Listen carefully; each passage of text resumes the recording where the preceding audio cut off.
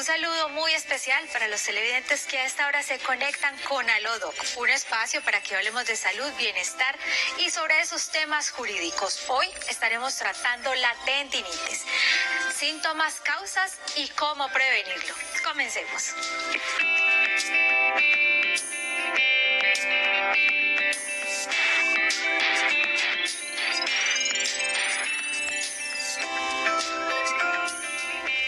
Y para hablar precisamente de esas causas y síntomas, hemos invitado al médico fisioterapeuta Germán Mejía. Bienvenido al consultorio de Alodoc. ¿Cómo está? Muy bien, muchas gracias a usted.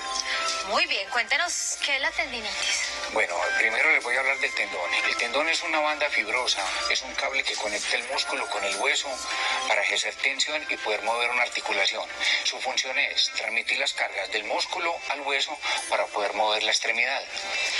La tendinitis, como su definición lo dice, es la inflamación del tendón. Esta se presenta generalmente por sobrecargas, por movimientos repetitivos. Se presenta tanto en amas de casa, en deportistas, se presentan en niños, en los trabajadores y muy dado en todos los pacientes, aquellos que hacen repeticiones muy frecuentes, valga la redundancia, y están en ese trabajo constantemente de ejercer movimientos. Podemos hablar que los deportistas o las personas que practican ciertas actividades están más propensos a sufrir de la tendinitis. Sí, claro. Todos los deportistas, las amas de casa, los trabajadores, el solo hecho de ejercer fuerza, de realizar movimientos repetitivos implica una pequeña sobrecarga o una gran sobrecarga sobre el tendón para que éste se inflame y produzca dolor.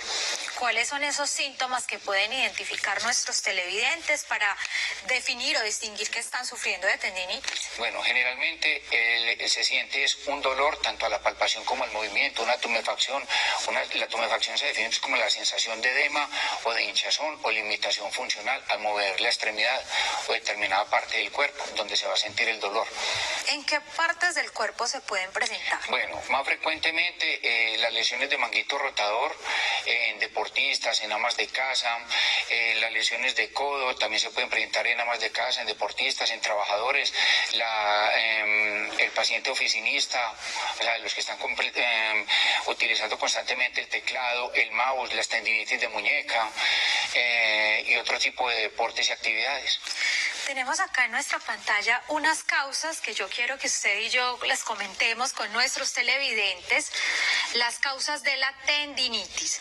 Tenemos entonces la primera, pueden ser diversas, una lesión sobrevenida por la práctica deportiva como usted nos estaba insistiendo Sí. ahora, una sobrecarga, también podemos hablar la edad, que es con pérdida de elasticidad. Sí, se pierde elasticidad, se pierde la capacidad de flexibilidad del tendón y del músculo, y cualquier sobrecarga que haya sobre ese tendoncito lo irrita y empieza a haber dolor.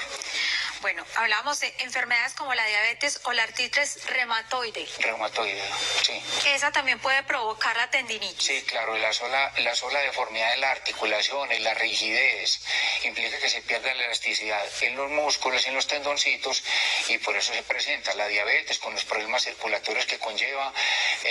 Recordemos pues que el tendoncito también tiene nutrición sanguínea, y entonces se pierde ese componente circulatorio y va a afectar el tendón. Y por último hablamos de la degeneración del tendón. ¿Qué significa esto y qué impacto tiene en el paciente? La degeneración del tendón, eso generalmente se presenta con la edad. Es el nombre que se le da como la tendinosis, se da más bien con el tiempo. Cuando el tendoncito está sometido a cargas, a repeticiones constantes durante tiempos prolongados, se va deshilachando, se va desgastando. Ese término se conoce como la tendinosis.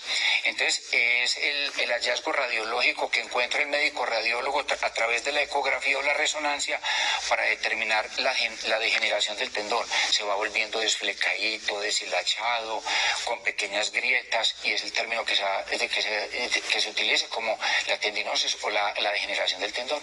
Doctor, ¿existen varios grados o fases de la tendinitis? Sí, claro. Por ejemplo, la tendinitis se clasifica en aguda, subaguda y crónica. Entonces, hablamos de una etapa aguda de 1 a 3 semanas aproximadamente, la subaguda entre 3 y 6 semanas, y crónica que va de 6 semanas en adelante hasta meses o años si no se trata. ¿Qué pasa si una persona no acude a tiempo a ese especialista? Vea, si no se acude a tiempo, queda con un dolor crónico, persistente, incluso puede llegar a tal punto de que el tendoncito se rompa. Y ahí es donde tiene que intervenir el ortopedista realizando un procedimiento que se conoce como tenorrapia, que es la unión o suturar nuevamente el tendón para poderlo reparar. Si hay garantías en el tendón, me explico. Si es un tendoncito que tiene buena calidad, que tiene buena textura, que no está muy deshilachado, el ortopedista puede reparar el tendón con buena garantía. Pero si es un tendoncito en un paciente de edad, si es diabético, que el tendoncito ya se encuentre muy desgastado, muy deshilachado, que no dé garantía que la cirugía no le favorezca, se hace lo posible por tratar de mantener su funcionalidad, pero siempre queda deteriorado. Doctor, ¿es una enfermedad que produce algún tipo de dolor? ¿Son dolores fuertes? Sí, claro. Puede estar, el dolor puede ser leve, moderado y severo de acuerdo a su gravedad.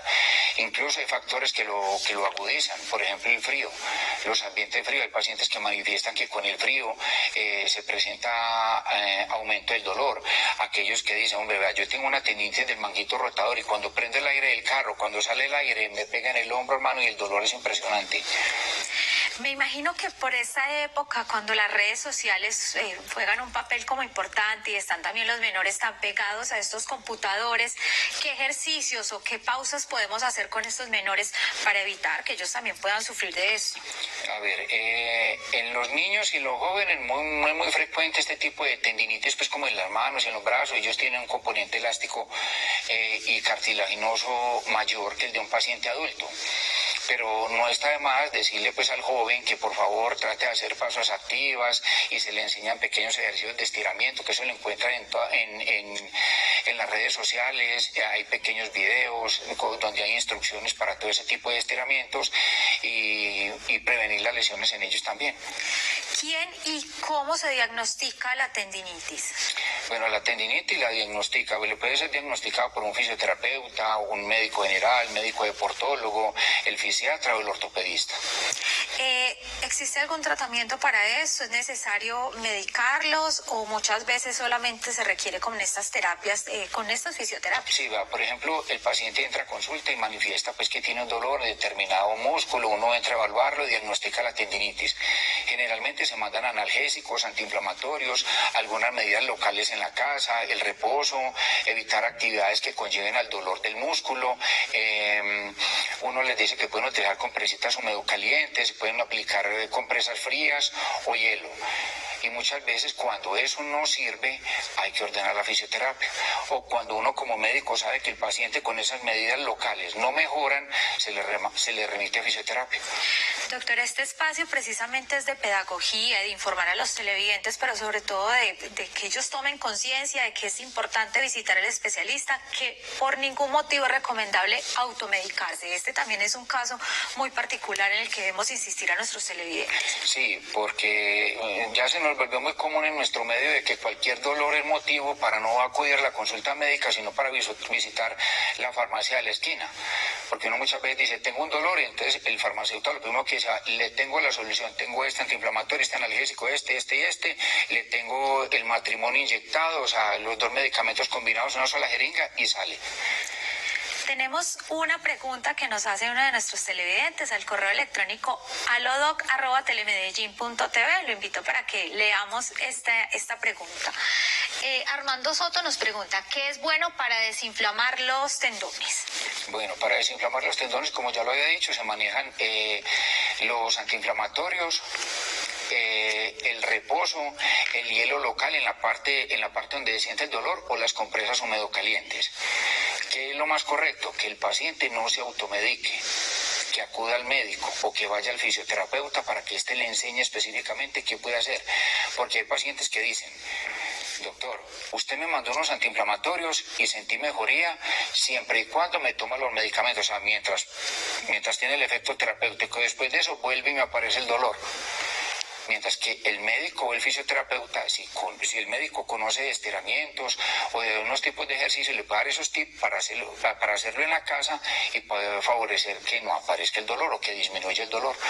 O sea que es normal que vuelva a repetir, una persona puede sufrir varias veces de tendinitis. Y de la misma parte, no solamente en una sola parte, en la misma parte se puede presentar muchas veces una tendinitis mal cuidada, porque puede volver a reaparecer.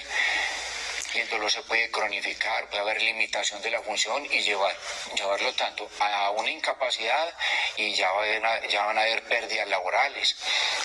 Doctor, para concluir, una reflexión o más una invitación de cómo prevenir esa tendinitis que pues suele ser muy común, como usted decía, en las personas adultas, no son esos deportistas.